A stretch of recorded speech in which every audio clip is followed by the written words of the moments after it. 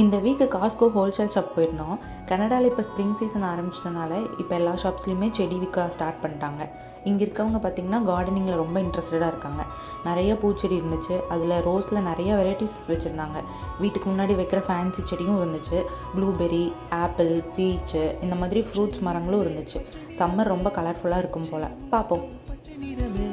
புல்லின் சிரிப்பும் பச்சை நிறமே எனக்கு சம்மதம் தருமே.